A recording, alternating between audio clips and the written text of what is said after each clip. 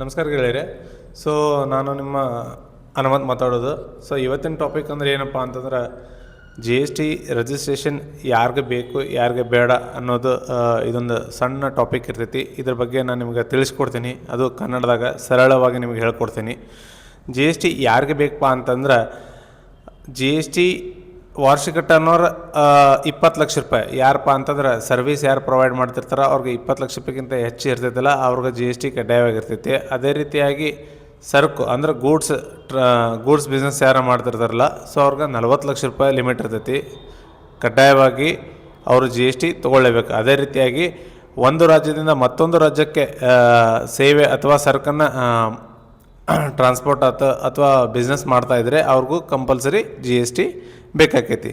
ಉದಾಹರಣೆ ಅಂತಂದ್ರೆ ಏನಪ್ಪ ಅಂತಂದ್ರೆ ಸೊ ಕರ್ನಾಟಕದಿಂದ ಮಹಾರಾಷ್ಟ್ರ ಆಗಿರ್ಬೋದು, ಕರ್ನಾಟಕದಿಂದ ತಮಿಳುನಾಡು ಆಗಿರ್ಬೋದು, ಕರ್ನಾಟಕದಿಂದ ಬೇರೆ ರಾಜ್ಯ ಅಥವಾ ಬೇರೆ ರಾಜ್ಯಗಳಿಗೆ ಯಾರು ಬಿಸ್ನೆಸ್ ಮಾಡತ್ತಿದ್ರೆ ಅದಕ್ಕೆ ಲಿಮಿಟ್ ಇರೋದಿಲ್ಲ. So compulsory G S T registration ತೊಗೊಳ್ಳೇಬೇಕು.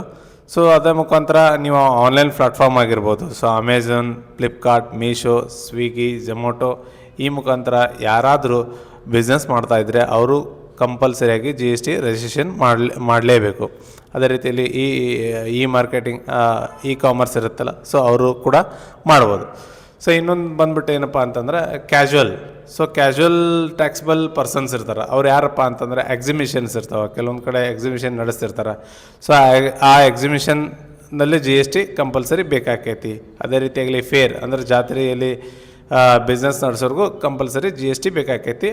ಅವರು ಲಿಮಿಟ್ ಮೋರ್ ದೆನ್ 40 ಲ್ಯಾಕ್ ಇದ್ದಾಗ ಅಥವಾ ಸರ್ವಿಸ್ 20 ಲಕ್ಷ ಮೇಲಿದ್ದಾಗ. ಸೊ ಅದೇ ರೀತಿಯಾಗಲಿ RCM ರಿವರ್ಸ್ ಚಾರ್ಜ್ ಮೆಕ್ಯಾನಿಸಮ್ ಮುಖಾಂತರನೂ ಕಂಪಲ್ಸರಿ ಜಿ ಎಸ್ ಟಿ ಇದ್ದೇ ಇರ್ತೈತಿ.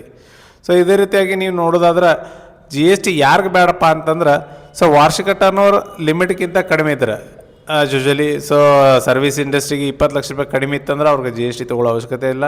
ಸೊ 40 ಲ್ಯಾಕ್ ಗೂಡ್ಸ್ ಬಿಸ್ನೆಸ್ ಇತ್ತಂತಾರೆ ಅವ್ರಿಗೂ ತೊಗೊಳ್ಳೋ ಅವಶ್ಯಕತೆ ಇಲ್ಲ. ಅದೇ ರೀತಿಯಾಗಿ ಕೃಷಿಕರಿಗೂ ಕೃಷಿ ಅಗ್ರಿಕಲ್ಚರ್ ಪ್ರಾಡಕ್ಟ್ಸ್ ಮಾರಾಟಕ್ಕೂ ಜಿ ಎಸ್ ಟಿ ಅಪ್ಲಿಕೇಬಲ್ ಇರುವುದಿಲ್ಲ. ಸೊ ಅದೇ ರೀತಿಯಾಗಿ ಮತ್ತು ಒಂದು ನಿಮ್ಗೆ ಇಂಪಾರ್ಟೆಂಟ್ ಏನಪ್ಪ ಅಂತಂದ್ರೆ ಜಿ ಎಸ್ ಟಿ ಇಲ್ಲದೆ ನೀವು ಕಡ್ಡಾಯವಿದ್ದರೆ ಜಿ ಎಸ್ ಟಿ ಇಲ್ಲದೆ ಕಡ್ಡಾಯವಿದ್ದರೂ ಬಿಸ್ನೆಸ್ ಮಾಡಿದ್ರೆ ಸೊ ನಿಮ್ಗೆ ಟರ್ನ್ ಮೀರಿ ನೀವು ಜಿ ಎಸ್ ಟಿ ತೊಗೊಳ್ಳಾರ್ದು ಬಿಸ್ನೆಸ್ ಮಾಡಿದ್ರೆ ನಿಮಗೆ ಇಂಟ್ರೆಸ್ಟು ಮತ್ತು ಪೆನಾಲ್ಟಿ ಗ್ಯಾರಂಟಿ ಬರ್ತೈತಿ. ಸೊ ಅದೇ ರೀತಿಯಾಗಿ ಕಂಪಲ್ಸರಿ ಬರ್ತೈತಿ. ನಿಮ್ಗೆ ಇನ್ನೊಂದೇನು ಹೇಳಬೇಕಪ್ಪ ಅಂತಂದ್ರೆ ವ್ಯವಹಾರ ಶುರು ಮಾಡೋ ಮೊದಲು ಜಿ ಎಸ್ ಟಿ ರಿಜಿಸ್ಟ್ರೇಷನ್ ಬೇಕೋ ಬೇಡ ಅನ್ನೋದನ್ನು ಸರಿಯಾಗಿ ಪರಿಶೀಲಿಸಿ. ನಿಮಗೆ ಎಷ್ಟರ ಮಟ್ಟಿಗೆ ಜಿ ಎಸ್ ಟಿ ಬೇಕೋ ಬೇಡ ಅನ್ನೋದು ಸರಿಯಾಗಿ ಪರಿಶೀಲಿಸಿ. ಸೊ ನಿಮಗೆ G S T registration plus returns notice ಸಹಾಯ ಬೇಕಂತಂದ್ರೆ ಸೊ ನಮಗೆ ಕಾಮೆಂಟ್ ಮಾಡಿ ಅಥವಾ ಸಂಪರ್ಕಿಸಿ.